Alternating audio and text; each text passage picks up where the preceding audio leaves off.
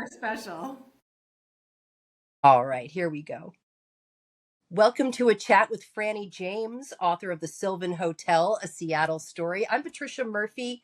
Tonight's event is presented by Hinton Publishing, whose message is to elevate the work of those historically underinvited from the publishing industry. Me and Frannie are going to talk for about an hour. Maybe we'll have some reader questions at the end. Remember to check out all of the great publications offered by Hinton online at hintonpublishing.com. All right, Frannie, I think that is all the business we have to take care of. The Sylvan Hotel is a fictional upscale hotel in Capitol Hill. The book is part coming of age novel, part love letter to the 90s, a time when Seattle's grunge bands were tearing up the music scene. We find the main character, Joann, behind the desk in the hotel lobby, answering calls, coordinating service while celebrities come and go. It's an exciting time to live in Seattle, but this job is just a way station for Joann. Like most of her coworkers, the future is yet to be revealed. At its heart, this is the story about a young woman learning about who she is. Author Frannie James, really great to talk to you. Thanks so much for taking the time. Yeah, thanks for doing this with me, Trish. I appreciate it. So, this is the story about a young woman on the runway taking flight. How does your main character, Joann, see herself? I think there's a great line in the book where Joann says it's kind of like being accidentally on the inside. She's grown up in South Seattle. She's trying to find her way. What's the corporate path? But she's not very well connected. Her dad is a teacher, her mom's a homemaker. They're not really rubbing shoulders with Seattle society. And yet, because of their religious beliefs, Catholicism, they've put Joann and her siblings in Catholic schools. And a large part of that has been in neighborhoods and with classmates that are more toward the upper class part of the city or the spectrum, so to speak. And so I think while she has had good experiences in that, she still feels a little bit maybe like she's an imposter, like accidentally on the inside. So I think that's kind of at the foundation of a lot of Joann's choices and how she thinks and where she's trying to get to and who she latches on to, where she feels safe. I think that all comes from not being too secure in where she's at. Regardless of how nice people have been, she's still very aware of the differences there.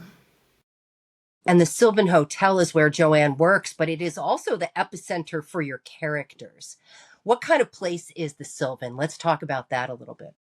Yeah, it's an older, kind of like European boutique luxury hotel.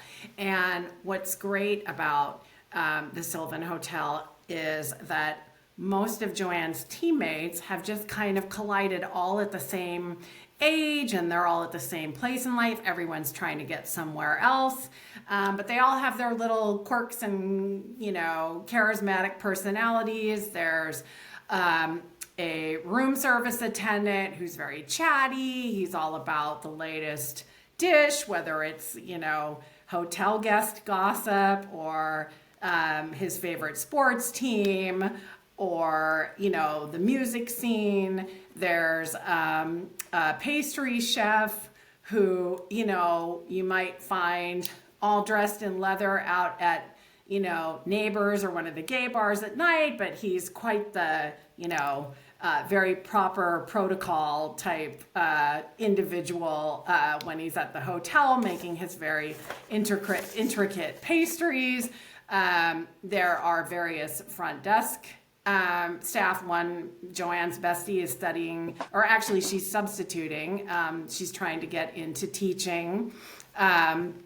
There are valets that are not quite sure about what they want to do next, or maybe they went to school for one thing, but now they're kind of changing their mind. So I think the main thing that they all share is that they all want to get somewhere else. Some of them are more sure than others about what that looks like, but they're all kind of sharing this collective in between phase. And so that path and the hotel brings them all together. And most of who Joann interacts with are the other people working the swing shift with her, which is the evening shift.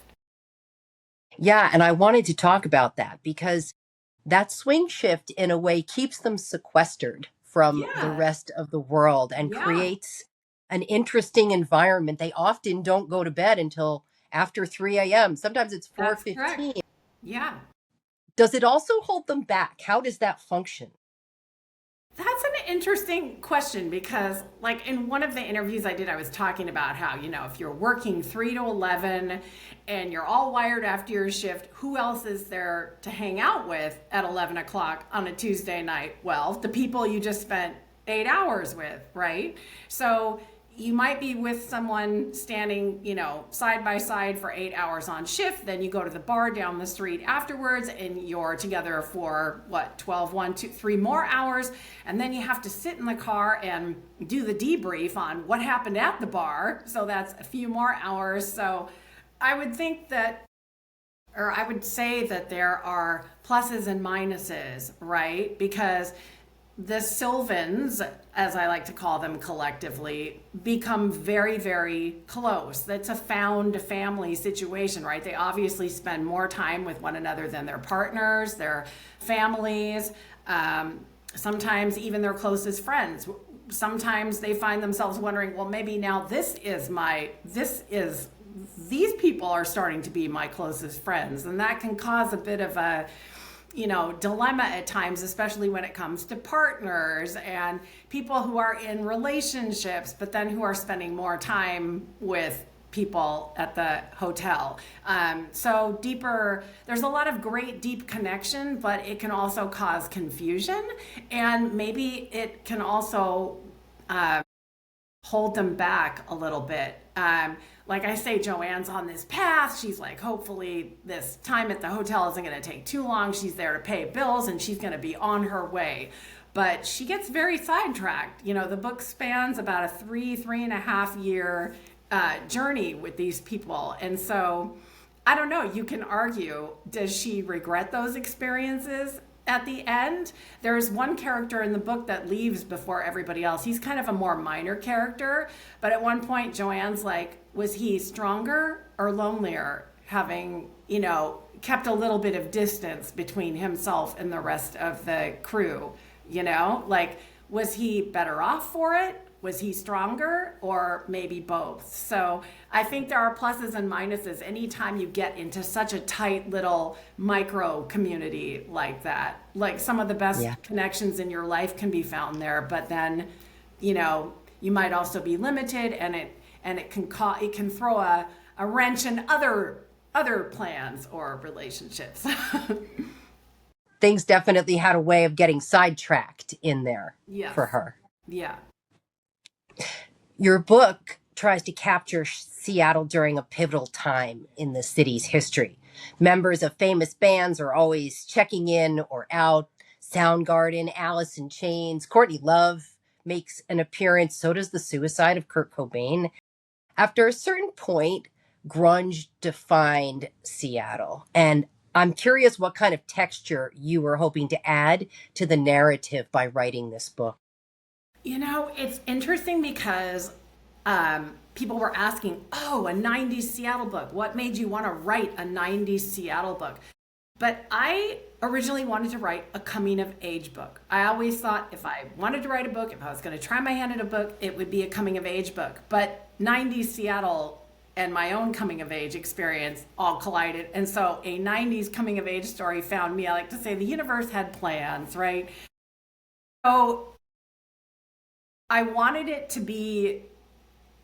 to write a story that was authentic to the time and experience, but I also realized and noticed over the years that as my own story that I wanted to write was percolating, that this period in time generally is narrated through a very narrow lens. Grunge dudes, grunge bands, grunge groupies, grunge drugs. And there were many other people living out other experiences in Seattle at that time. Surely they overlapped, as they did with Joann and they did with me, but that's not the whole story. That's not the only story. And another thing that I've liked to say in interviews is if that's supposed to be Seattle's most storied era, then surely we should be telling more kinds of stories about it, right? So I wanted it to be authentic to the time. I wanted it to honor the grunge stuff that I loved, but most importantly, at the core, I wanted to tell a coming of age story and something a little different, right? From a different perspective. Obviously, Joann is mixed race. She's a woman. A lot of the books that we have about that era basically like kind of male dominated or through the male lens, and they're just really more about the actual music and the bands. And well, what about the people that went to see those bands? What about working class people just in the city living their lives at that time? And so a lot of it was informed by a collage of people and experiences and events that I encountered during that time. And again, we have one movie about young people during that era. And again, that's a very beloved movie, and I don't begrudge anyone, Are you talking about Singles? Yeah. But I didn't see myself in that movie, and I didn't see my friends in that movie, and I just wanted to write something a little. And again, it's fun. I love Singles, but I wanted for my story characters that were I don't know, less caricature. I hope that's not. I don't want to offend anybody by saying that. Again, Singles has its it's fine, but for my own, I just didn't see myself and my friends in it, and I wanted to make sure that I was also thinking about other people outside of my own friend group, something that just seemed more authentic to someone who was from here, grew up here. So hopefully Singles was my introduction to the city of Seattle. Yeah, a lot of people moved here because of that movie. Again, I'm not, begrudging anyone their love of Singles. I watched it, but I just kept, everybody loves this movie, but I don't see my friends in here. Something's not clicking, So From New Jersey, I feel the same way about The Sopranos. nice. There you go. This is such an exciting time for Joann. And she finds herself wrestling a bit with changing expectations for herself and about her life and what she wants out of the people around her. How does her upbringing in the city factor into that? I'm not sure. Repeat that question again. I'm not quite sure how to. Well, she finds herself in casual relationships with people, sometimes not sure she wants to be in them, trying to figure out who she is now and whether or not she's a risk taker, how she wants to show up in the world. And I'm curious how the baggage she carries from her childhood factors into how she sees herself in those moments. She's had a really religious upbringing, and she's had difficulty when she's challenged that religious upbringing. So I think from a very young age, Joann has been a truth seeker, a question asker. And so she's gotten in trouble for that. And there are a lot of examples. The book is a great example of someone who has slowly started to lose their voice.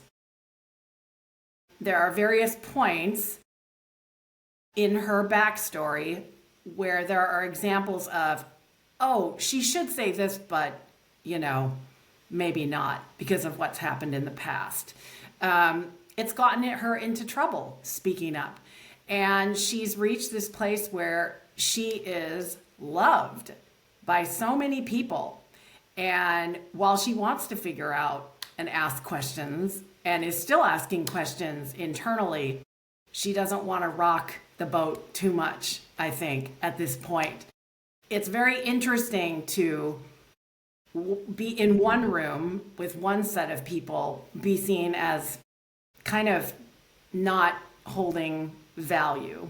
And then to instantly walk into another space with a different group of people, and you are suddenly the cat's meow. You are loved by so many people.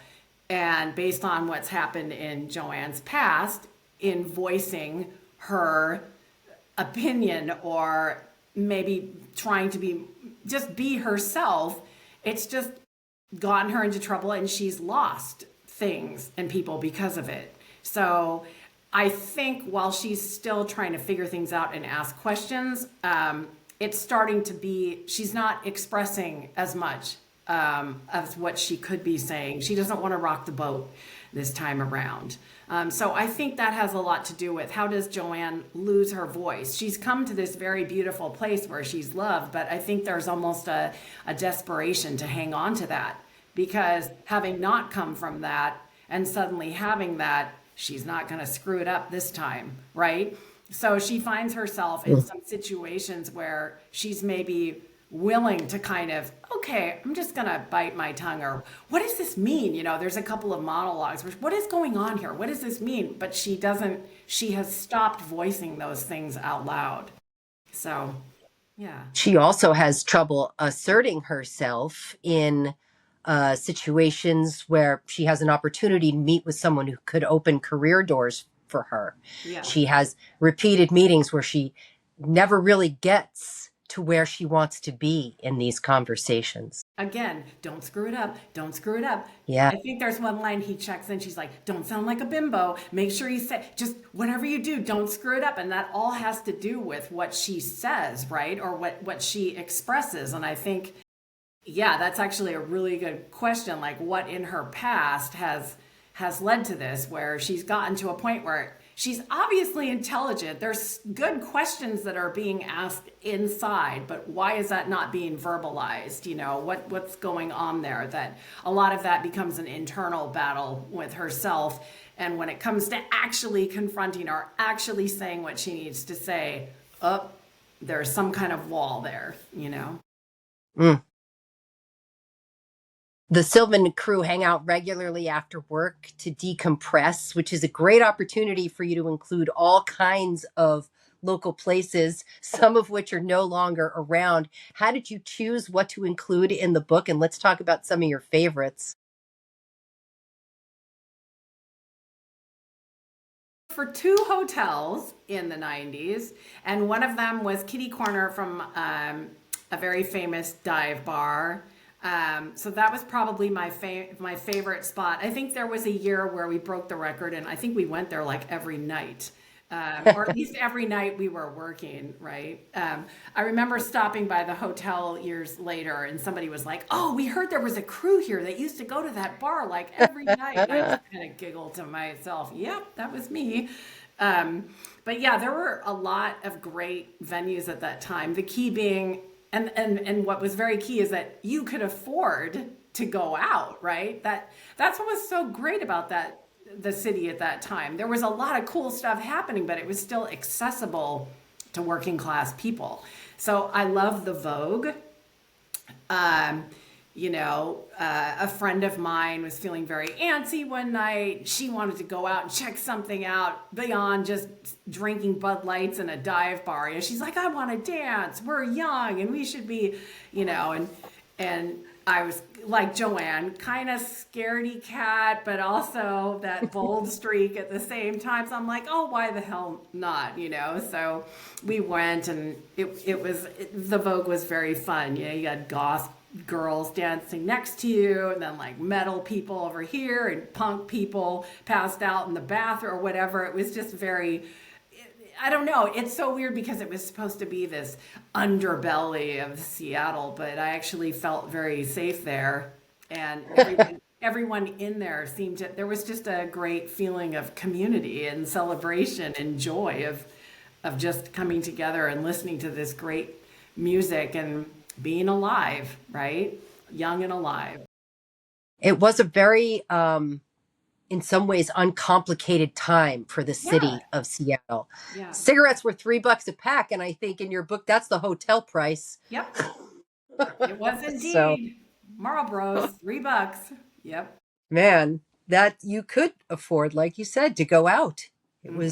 It was easier. It Yeah. was easier to not have a lot of money in this city. Yeah, exactly. It was all accessible to just regular working class people.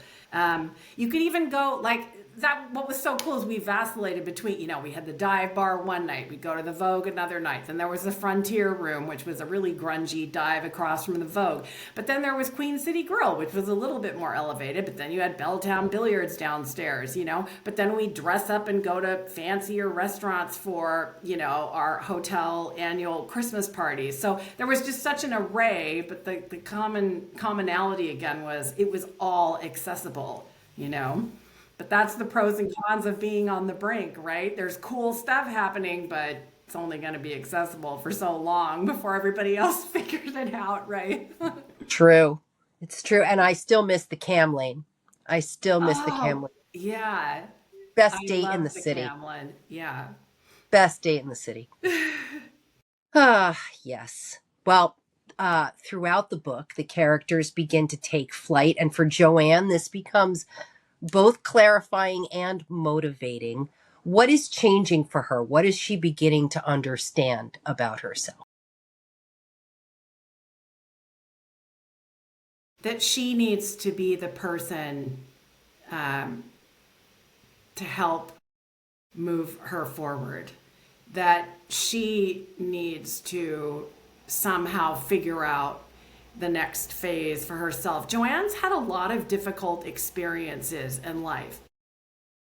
Fortunately for her, she's also had a lot of heroes in her life. Her beloved uncle, her friend in high school who was there during, really horrible friction with her parents again, speaking out.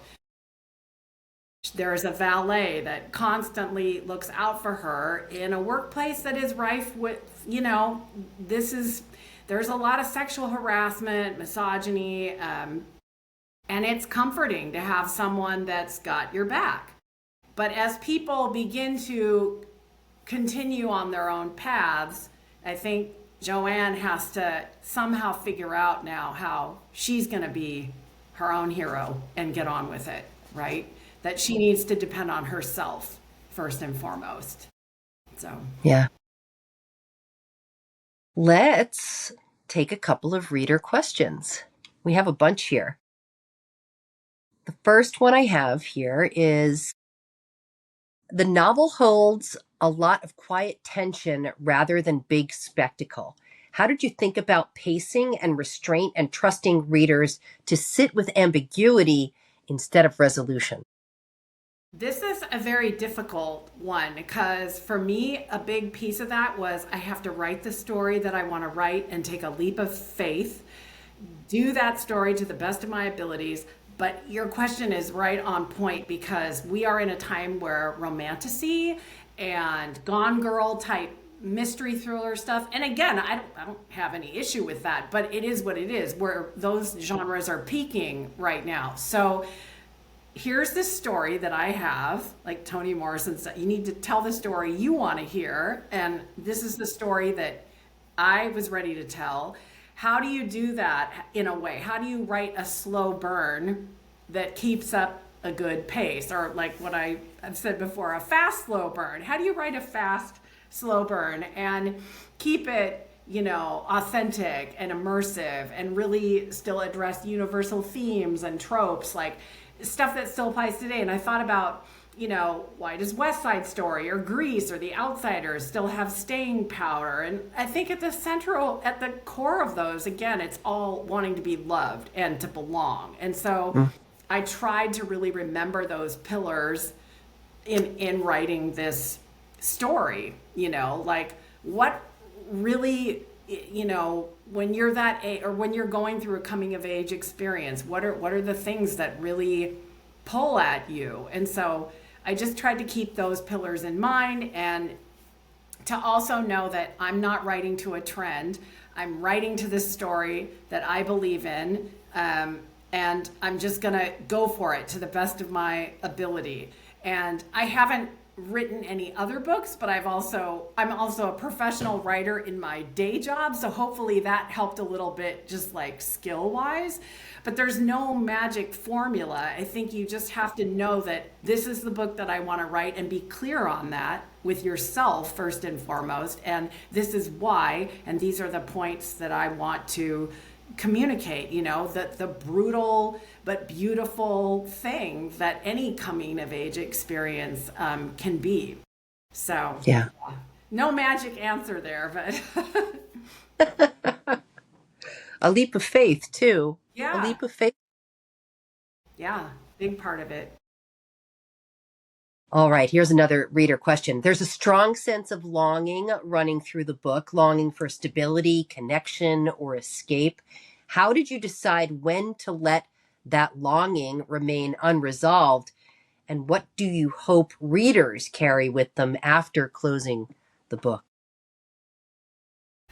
Again, no magic answer there. I kind of just followed my heart with regard to the timeline, and again, based on a collage of my people I knew and the experiences I went through, and then hoping what the reader will take away from it. Like, I hope obviously that it can provide some time travel fun, right? Like, whether you were here or not in the 90s, whether you've even been to Seattle or not. But most importantly, I'm really hoping that the book moves people. We're living in a society that, vulnerability is weakness, and, don't show emotion. And that's actually another big theme in the book, is that pushing down of emotion. What happens in the long run? More you push down and push down. And so I guess I'm hoping that the book just moves people. If you're coming of age currently, maybe something will resonate, as it does tackle some pretty universal, timeless tropes and themes. If you're looking back, maybe it prompts a conversation with your younger self. Who are you now, as opposed to when you were in your own truth-seeking years? We always say that with age comes wisdom, but is there something to be learned from our younger selves? Have we left a part of ourself behind with the entrappings of adult life? And I hope too that the book can do, through storytelling, maybe support a better understanding of Generation X. I think that labeling Gen X with a broad brushstroke as the slacker generation is a misnomer. I think that, well, we all know there's slackers in every generation, but I think Gen X gets a particularly bad rap, largely because we were the first to start questioning the corporate path in bigger numbers, like right out of college, right? And I think we need to take a closer look at that. Gen X kids are interesting. We grew up without tech. We watched it unfold. And we were also first to kind of maybe, bear witness to a new business model where value is placed on shareholders rather than the welfare of the actual labor force or employees. So Gen Xers dared to hit the pause button, having watched elders lose jobs they'd held for years. Pensions were disappearing. The writing was on the wall, and they saw it. Corporate loyalty, loyalty in the corporate world no longer went two ways, right? So I just think that through these characters, maybe you can get a sense of that, the questions that are being asked, or people that seem to have a path, but then it disappears seemingly, or there is that confusion, or people are taking a pause as they're trying to figure it out. And if you were like Joann or me, not to tangent too much, but early 90s is very different from late 90s. Even if you were interested in, trying your hand at a corporate job, there wasn't maybe one to be had. We were coming out of a huge economic slump. And so I just think that to paint it as the slacker generation is just not really accurate. And ideally, Gen X became the most entrepreneurial generation. So, and I guess overall, I hope that the book is seen as a legitimate, entry, if you will, when it comes to the chapter of what 90s Seattle was all about, and that it could live alongside the otherwise accepted ironclad, narrative. Sorry, that kind of got all tangenty, maybe off track, but yeah, that's what I kind of hope the reader takes away from it. The Sylvan Hotel centers people who are often pushed to the margins of stories about cities. What felt most important to you about insisting on their interior lives, and what did you want readers to see differently because of it?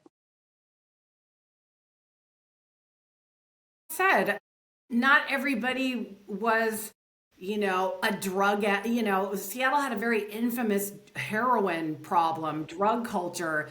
But I had plenty of friends, who have expressed interest. I was at home. I was 20 something at that time, but I know nothing about that time, So here's a character that's kind of, she's got one foot in this glamorous hotel world, then she's got her flannel and her Doc Martens on after hours, and she's kind of checking out this other world. And so you kind of want to give a little bit, I'm not really the insider on grunge, but you want to just give a little peek into that world of what was going on, and at least my experience, what was going on. But yeah, like there was a lot of people in between in life too, right? Maybe you weren't a hardcore drug addict party animal, but again, back to that Gen X argument, you weren't ready maybe to just go straight into the corporate path either. So who were these people that were kind of in this in between, right? Like I was saying about Gen X, what motivated them? What did they want to do with their lives? And what were they doing working at a hotel for minimum wage? And why were these people, what was there something else besides the career uncertainty that was making them hit that pause button?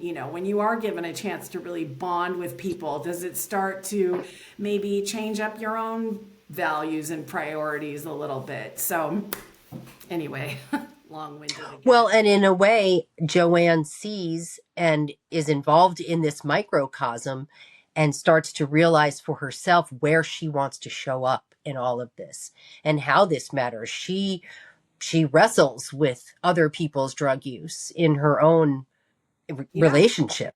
Yeah. Yeah, there's a passage where she's like, maybe what was it about drugs? She wasn't some kind of a prude, and it's not like she didn't like to have fun, but she's coming from a family where her mom just started, kidney dialysis, and she knows that she may actually have to wrestle with that someday. Well, she better be careful. And she's fine to sit there and, what they would say, nurse your Bud Light in the corner, or whatever. I mean, for me, I was always the designated driver. I wasn't out there getting wasted, but I still like to have fun. But that often put me in you're the designated driver. But it wasn't like a horrible thing, So yeah, in the in-between, right? There can be a lot of beauty in the in-between. Not totally in this camp and not totally in the other camp, just observing it all. The Sylvan Hotel feels a little like a crossroads where many lives briefly touch. What does that convergence allow you to explore about community, chance, and the stories we never get to fully know? I think, again, this raises a good point about a hotel I worked at in the early 90s, where we had so many different people from so many different walks of life. We had retired grandpa type dudes driving the hotel limos or town cars. We had a woman from Laurelhurst, country club scene who was managing at the front desk. We had a kid from Shoreline in there. We had, kids from South Seattle in there. We had a girl from Aberdeen who was the wrong side of the tracks. I mean, I don't think nowadays you would see such an array of people working together. So that was very interesting for me in life and in writing this story of putting all these different people together in, like you said, this small, community, and being able to really interact with different people from different walks of life. And I would wish that experience for more 20-something people, as they get started out. A lot of people say, oh, everyone should work at least one job in the service industry, right, before going on to any other job. But it's not just for the work ethic, it's also having the opportunity to interact with people of many different backgrounds, socioeconomic, ethnic, what have you. It's just getting a slice of the real world instead of whatever, outside bubble you may be used to, be that, one neighborhood in the city versus working with people from neighborhoods all over the city or even the state for that matter. Yeah, that doesn't happen. I think you're right about that. That collection of people may not end up in the Sylvan Hotel today. I don't think so. I've walked into a couple of those, the hotels that I used to work for, and it doesn't look to have the same variety anymore. And I think that's a sad thing. Mm. The book also pays close attention to the moments most people would overlook.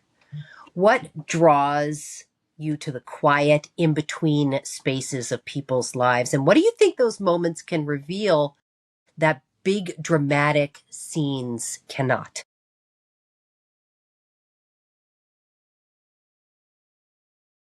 I think if you get so caught up in big drama, I think sometimes you do miss the more sort of like, I don't know, like intimacy doesn't have to be sex, right? It can just be sitting back to back with someone and having a conversation and that feeling of being connected. And I think connection is often it goes missing when we have tons of drama. And again, I like mystery thrillers just as much as the next person, but I think we start to lose the concept of what intimacy is. Is it like, a major sex scene? Or is it, like you said, having a quiet moment with someone and sometimes maybe not saying anything? But I don't know, there's something in the energy of that I think provides value and connection. And if you are talking, like what does that reveal about a person when there's not exciting stuff and drama going on? What is to be found in those everyday moments, real life moments? I think you can learn a lot about a person just working side by side with them. And in Joann's case, I make a point of showing in the hotel scenes, it's very mundane, right? All the tasks that they do, checking in, checking out, oh, you need your car? Let me call the valet. It's the same thing over and over and over. And you'd be surprised, like in those in-between moments, what you can get to know about a person as you sit there and you pass time together, right? Talking, not talking. I just think there's a connection that can happen. And today we are so often missing out on connection. It's just tied to, hookup culture. Oh, that's intimacy. And it's like, I don't think so. I think we're missing out on what real intimacy and connection is between people. And again, sometimes that means a long conversation with your bestie in the bar after hours, but sometimes that could just be sitting back to back quietly, together, reading newspapers and watching TV while the fire crackles in the lobby, So yeah, it just, go ahead. Sorry, I'm rambling. A lot easier to do in that analog time. Yeah. I was having a conversation with someone the other day about, sitting around the table. Can you imagine now? There's a scene where Joann and all her friends go to their favorite bar at the beginning. There's probably like eight of them, and there's no phones. There's no scrolling. they're all present in the moment. And so again, maybe you're not having like really deep philosophical conversations. And as I like to say, a lot of them don't communicate very well with each other, but they are still more present with one another and they are connected because of it. Yeah. So There's a scene, and I can't remember exactly what happens. I believe it probably has to do with a love interest where she's upset in the car and she just sighs and says, "I'm hungry. Can we go to 13 coins?" And I'm like, that's where you go. That is where you go when you're sad and you need to tuck in to the to the 13 coins, you know? Yeah. Yeah. We've been talking a little bit about how different Seattle is now, and I'm curious how you see the city now and what remnants of the Sylvan in your book still exist. well, that's such a tricky question. I'm always going to love Seattle. I'm a Seattle native. All my great memories are here. My family is here, but there's a sadness of watching so much of it disappear. Mm. The Seattle that so many people have moved here for is disappearing. So while I will always hold a great love for the city, there's also a sadness because most of what's in that book is gone. So it's kind of it's very bittersweet, right? I'm glad to still be living in the Pacific Northwest, but at the same time, I'm sad for what's disappeared. I think that Seattle's soul is kind of lost under developer rubble. And we were talking the other day about what could we tell younger what would we hope for younger generations who don't have this experience with the older neighborhoods. And it's like, watch for out for your community. How what guardrails can we instill to better safeguard against continued gentrification and people getting pushed out? And again, you're going to lose the range of people that Seattle is famous for. Growing up in 98118, that was the most diverse zip code in the country. Can it stay that way? I don't know. And I think that will be sad if that changes.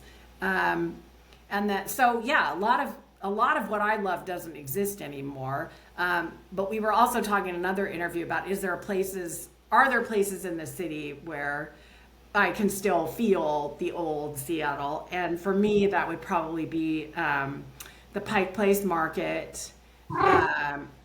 And I had friends, great family friends living on Capitol Hill for many years. So probably the area just a couple blocks down from Volunteer Park, like near the Volunteer Park Cafe, that residential area. Yeah. When I walk around in there, I feel like it hasn't all disappeared, right? I've got great memories up there. So, but there's not a lot. I mean, so much of it has changed. So, yeah, it's a tricky thing. I love Seattle, but I miss Seattle at the same time. Writing about Seattle like you remember it, was it how did it feel? Kind of heartbreaking. Um, Like it was beautiful to go back. I mean, that's the beautiful thing about writing and reading. It transports you. So it was kind of fun to do some time travel of my own, right? To revisit stuff even further back, right? There's 80s and 70s flashbacks in the book, obviously, because I grew up here. So there's some joy in that, but there's also heartbreak, right? Because, things keep moving forward. You can't stop time. And while I appreciate progress and I'm not against progress, I just think that, you know, hopefully we do a better job going forward as to protecting, where we've come from. There's value in honoring and safekeeping our historic treasures. Yeah. Yeah. All right, I have a couple more reader questions here. Let's see. Yeah. Here's one. Many of the people in the book are doing their best with very little Love, money, safety, certainty. When you were writing this book, what did you want to protect about the most? Oh, this is a good question. And what was the hardest for you as a writer to leave unprotected on the page? A lot of process questions. This is a good one. What did I want to protect about them? That's probably tied to that Generation X question. Who are these people that, Mm. they should be in corporate jobs by now? Like, what, this guy's parking cars and he's, must be 26? Like, what's the problem there? Maybe there isn't a problem. Maybe they're asking important questions. Maybe there's value in hitting that pause button. And maybe the corporate path isn't for everybody. So that kind of stuff I felt protective about. Sorry, what was the second part of the question? What you wanted to protect about them and what was let's see. Now I've lost my question because Sorry. no, that is fine. Let's see. Oh, here we go. Here they are. Here they are. Here they are. What did you want to protect about the most? And what was hardest for you as a writer to leave unprotected on the page? Probably in wrestling with my own ideas about, or my own understanding of, when Joann, there's a monologue where she's like, maybe I'm not feminist enough. That was really hard to write, some of that stuff about love and hookup culture and casual sex and, you know, really going back to my own experience with that in the 90s and being able to really say what I wanted to say and not mangle it, not be misunderstood. I think that part I revisited several times. And even in one of the scenes where, Joann is uncertain, that, I'm pulling some of that from my own experience. And I remember Marilee, my really, I think when there's stuff in there that you're pulling from your own experience, it can be really difficult because you're putting yourself out there and your own opinions that are coming through, and you don't want to sound like you're being judgmental, but you still have to pull from what does this mean for me and what was I feeling when I was going through it. And so I had a tendency a couple times to just skip to the next thing, and Marilee was like, we need a little bit more of a bridge there. What is going on in her mind? I don't know. I don't want to talk about, but that's what you need to Yeah. put into that. And sometimes it was only like two sentences or a sentence, and she's like, that's what I needed. I just needed to know what was going on there in her mind to jump from A to C. Like what explain this, what we cannot read your mind and we cannot read.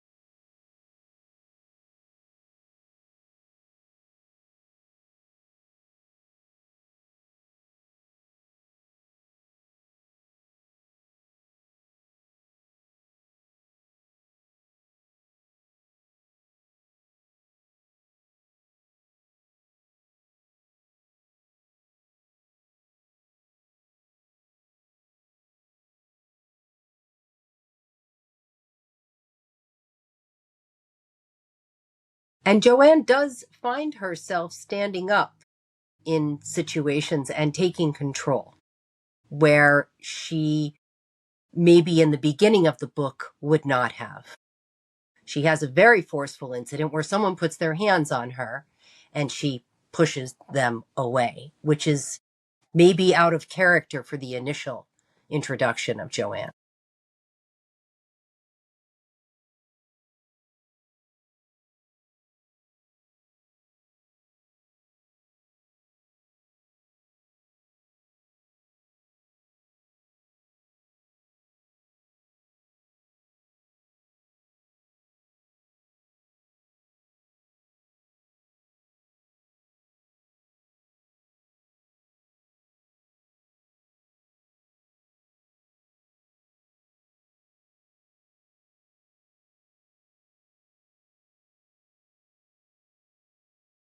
The Sylvan Hotel suggests that places uh, remember, the Sylvan Hotel suggests that places remember even when people don't.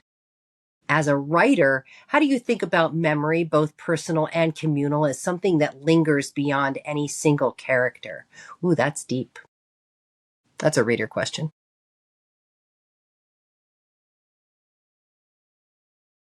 Mm. Personal and communal.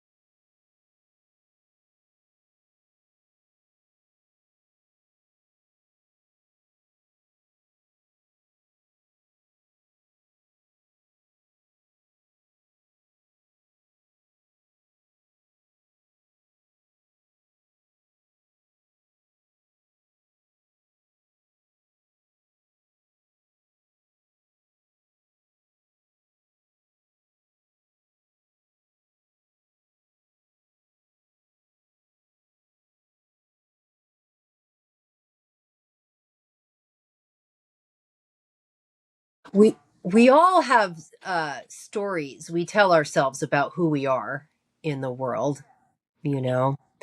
I wonder if writing this book, deconstructing some of your own personal memory, taught you things about who you were and what you may have learned along the way here.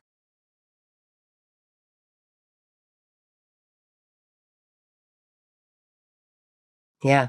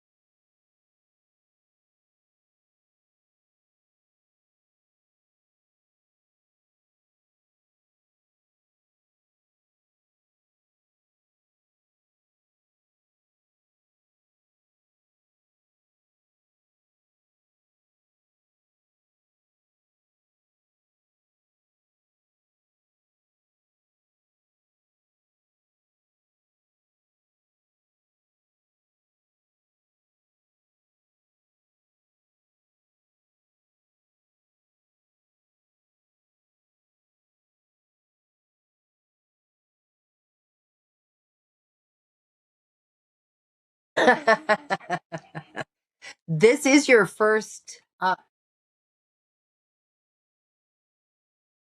this is your first novel, so what did you learn along the way here?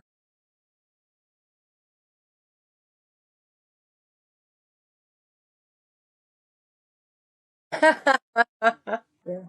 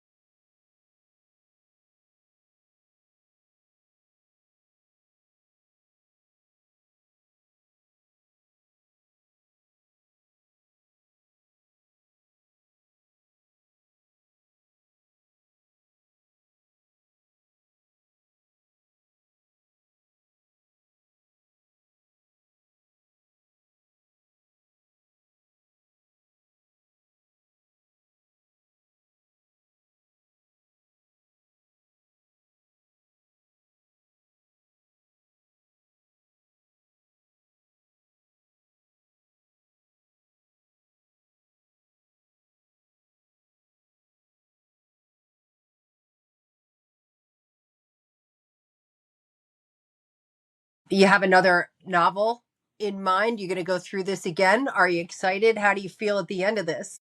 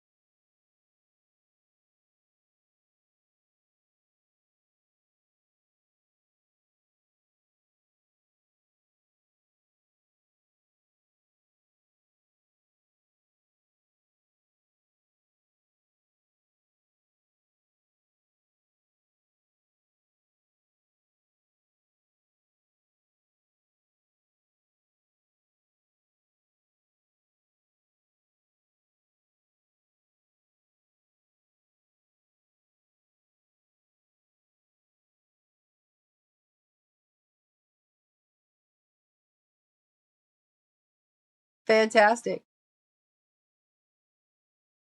Well, Frannie James, we're almost out of time, but before I let you go, let's talk a little bit about what you hope your readers take away from their time with this book. What should stick?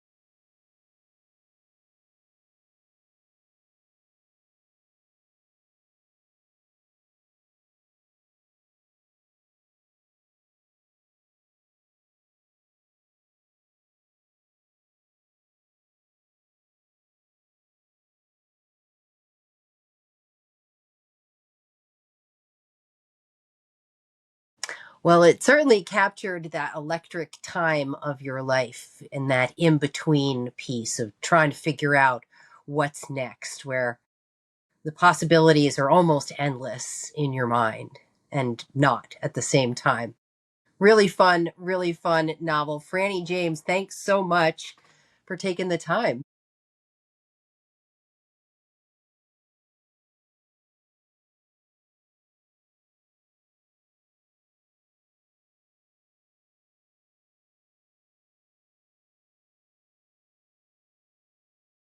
Yeah, we're getting close. We're getting close. Frannie James' debut novel is The Sylvan Hotel, a Seattle story. Check it out and all the other great titles from Hinton Publishing at hintonpublishing.com. Thanks. Oh, look at that 10147.